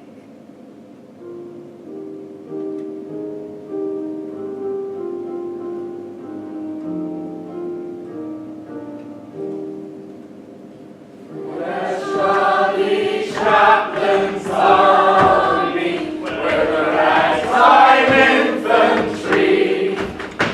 We cannot fight, we cannot shoot, what bleeding use are we? And when we get to Berlin, we'll hear the Kaiser say, up, up, mein Gott, what a bloody rotten lot are the ragtime infantry. What with the steam, the ether, and the filthy clothes of the men, the odour in the operating room was so terrible that it was all any of us could do to keep from passing out. No mere handling of instruments and sponges, but sewing, tying up, and putting in drains, while the doctor takes the next bit of shell out of another place. Then, after 14 hours of this, with freezing feet, to a meal of tea, bread, and jam, then off to rest if you can, in a wet bell tent in a damp bed without sheets, after a wash with only a cup full of water. No one ever dared tell me that women can't do as much, stand as much, or be as brave as men.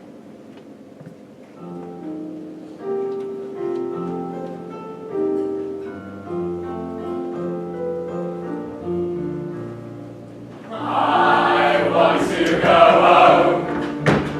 I want to go home.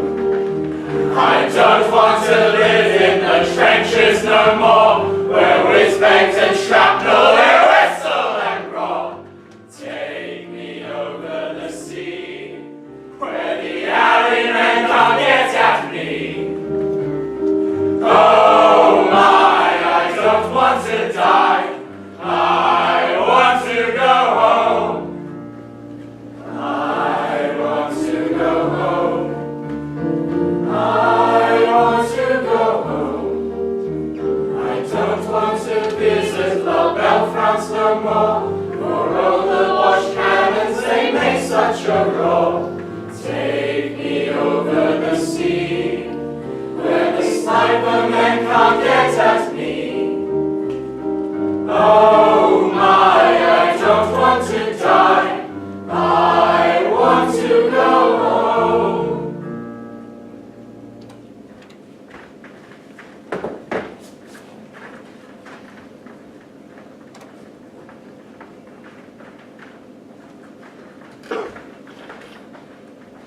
Dear Mother, first off, thank you for all your prayers and letters. They mean a lot to me and to anyone else who reads them. It seems as if nothing is private anymore. I wish I had the time to write more often, but I have been on night guard duty often and haven't been getting any sleep, so I have not been up to writing letters. Nothing has changed since I wrote last. There only has been more deaths. So many people have died that we don't even bother to bury them properly anymore. Just big shallow mass graves. That's where the bodies go. More people have been dying than we can keep up with, however. Sometimes the bodies are left out in the open for weeks before we can even think of burying them. This is very gruesome.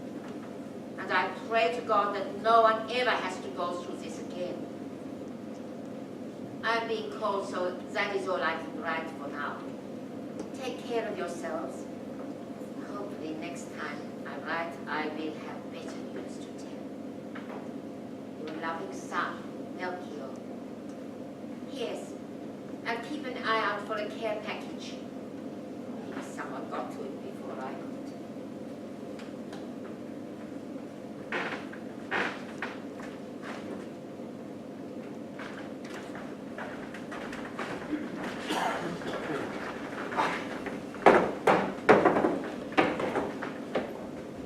The militancy of men through all the centuries has drenched the world with blood and horror. And for those deeds of destruction, men have been rewarded with monuments, great songs and epics. The militancy of women has harmed no human life, save the lives of those who fought for the battle of righteousness. Time alone will reveal what will be allotted to women. Victory will belong to the side that holds out the longest. There is no course left open but to fight it out. With our backs to the wall and believing in the justice of our cause, each one of us must fight on to the end. I don't want the sergeant shilling. I don't want to be shot down. I'm really much more willing to make myself a killing, living off the pickings of the ladies of the town. I don't want to bullet up my long hole. Don't want my goldsmiths to lead. Or if I have to lose them, then let it be with Susan, or Meg or Peg or any girl in bed. The present is an opportune time to assure ourselves and our friends and all those who oppose participation in war that an unwillingness to take part in violence or bloodshed as a means to effect or prevent change in government is no new notion or conviction of modern times, but is as old as Christianity itself. Jesus, in disarming Peter, disarmed every soldier, except those upon police duty, and many more martyrs who went to their deaths, saying, I am a Christian, therefore I will not fight. Women, you are the oil that lubricates this machinery of war they speak about. It is you making the bombs and bullets that are fired at the husbands and sons of our German sisters. If women are so integral to the success of this country, why are we not seen as equal in peace? New Zealand gave women the first vote in 1893, and Australia in 1902. These far-flung corners of the empire are already seen as equal to men. More recently, Norway and Denmark have seen sense. When will Britannia follow suit? We go to war for the sake of your country. And when this conflict is dissolved into the atmosphere that we breathe, there will arise a new Britain. It will be the old country still, but it will also be a new country. Its trade will be new, its commerce will be new, its infrastructure will be new. And there'll be new conditions of labour and capital alike, now and forever. But there will be new ideas, there will be new outlooks. The men and women of this great country must first be burnt into fine building materials in the fiery kilns of war.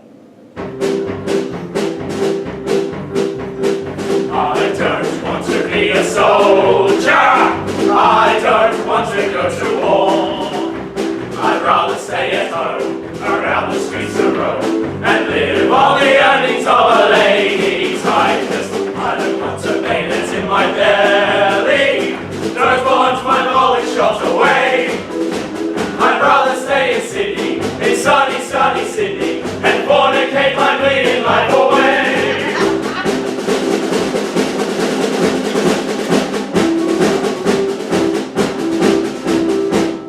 Sergeant tricks you around, never mind. And your face may lose its smile, never mind. He's entitled to a touch, but not the bleeding lot. If the sergeant tricks you around, never mind. If your Jerry shows the trench, never mind. And your face may lose its smile, never mind. Though the sandbags must fly, you have only once to die. If your Jerry shows your trench, never mind.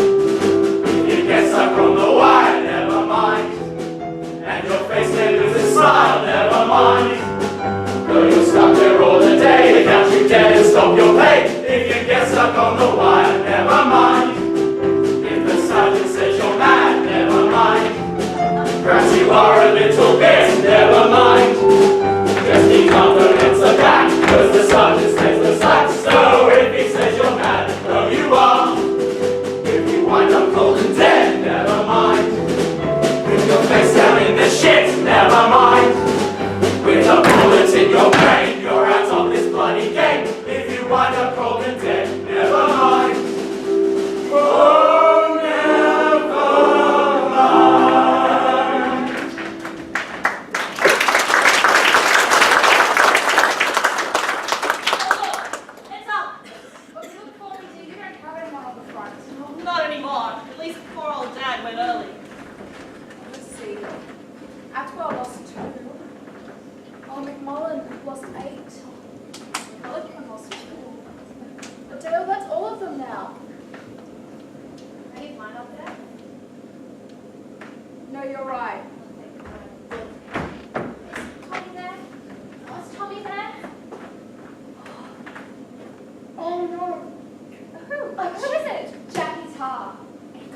He's only 13.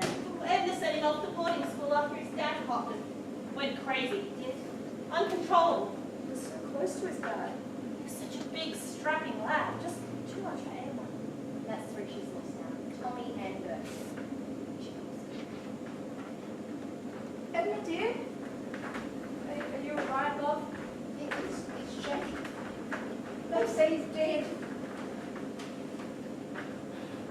Dear Madam, it is my painful duty to inform you that a report of this state has been received from the War Office, notifying the death of your son Jackson Tarr, which occurred in service on the 25th of August 1917. I'm to express to you sympathy and regret of the Army Council at your loss. Any application you wish to make regarding the late soldier's effects should be addressed to the War Office. We enclose a photograph recovered by his comrades. No remains have been recovered. Yours, Secretary of War, Commander Douglas Hay. And look, sign his own rubber stamp. Snuck out of his dormitory at night, pitched some teacher's clothes, and then he signed up in the city. How? He was only 13. No, 14. He was so tall. Like Bloody army. They'll take anyone and feed them to machine guns. They're not helping Flo. I'm sorry. We just saw his name and we didn't know what to think. He's only a child. My boy. He was all I had left. Why? Why? They were summoned from the hillside. They were called in from the glen. And the country found them ready at the stirring call for men. Then no tears add to their hardship as the soldiers pass along. And although your heart is breaking, make it sing this cheery song.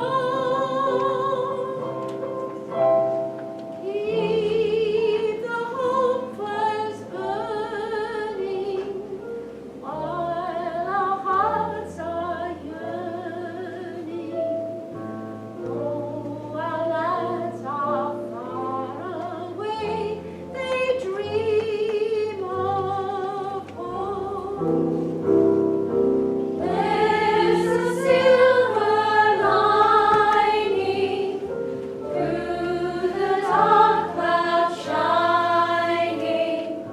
Turn the dark cloud inside out till the boys come home.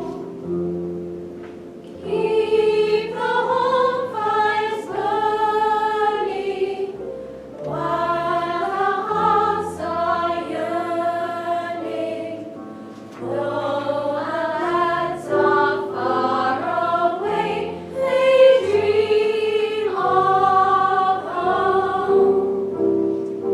There's a silver lining through the dark cloud shining. Turn the dark cloud inside out till the boys come home.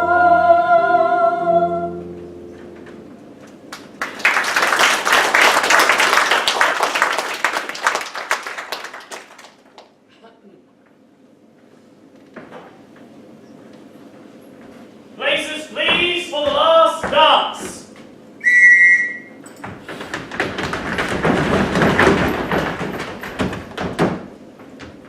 The first successful heavy bomber raid on London takes place just before American troops arrive in France. Move! Out! The Battle of Passchendaele begins at Ypres. 858,641 killed and wounded. Move! Out! Margareta Gertruda Zelma Cloud is executed by the French for spying. Many believe that this is to cover their own tracks and the woman was being used as a double agent. Move! Out! The Balfour Declaration supports an establishment of a homeland for the Jewish people. In his transmission, Arthur Balfour states, His Majesty's government view with favour an establishment in Palestine as the national home for the Jewish people, and will use their best endeavours to facilitate the achievement of this objective. And I'm sure that will go well for everyone. Move! Out, Katie. One person who does not treat the news on Palestine with joy is a failed watercolour artist who has just returned from Munich after a period of convalescence. 9999! Scheiße on the Juden! Spoilers. The Allies agreed to establish a Supreme War Council at Versailles. Move! Out. The Bolsheviks seized power following the October Revolution, and the Russian royal family disappears. Move! Out! The new Bolshevik government signs a preliminary armistice treaty with Germany. Move! Out. Manfred von Richthofen, aka the Red Baron, is shot down and killed near Amiens. The Baron is one of Germany's most decorated heroes, and his death is a blow to the morale of the German people. Move! Out. The military bombardment of Paris with German long-range guns continues. Move! Out. Following the death of some 10,000 Australian troops in France, the Anzacs are finally commanded by one of their own. The officer chosen, General John Monash. Monash had seen too many Australians die in battle and was determined that from now on the Anzacs were to be used properly. The main thing is to always have a plan. If it is not the best plan, it is still better than no plan at all. I like that. Move! Out. Tsar Nicholas and his entire family, including those sent into exile, are dragged into a basement pre-dawn and shot against a wall. The order is believed to have been given by Vladimir Lenin. The execution order is read to the Tsar and his terrified family. Nikolai Alexandrovich, in view of the fact that your relatives are continuing their attack on Soviet Russia, the Ural Executive Committee has decided to execute you. What? What?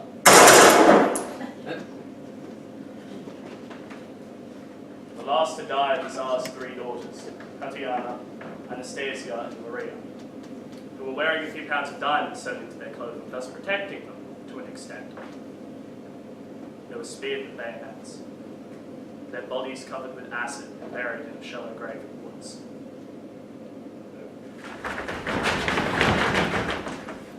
Out. Fighting has finished in Italy and Palestine. Retreat! Anzac forces are holding the Western Front steady. Retreat! American troops are in France and in ever increasing numbers. Retreat! British Prime Minister David Lloyd George releases previously held back reinforcements from the home front. 1918. The 100-day offensive begins. Command of the Allies is given to Marshal Ferdinand Foch. This plucky little Frenchman is not going to take the invading armies lying down. A quick series of attacks and defensives are planned to send the Central Powers back to the Hindenburg Line, using a large amount of troops that have just suddenly become available.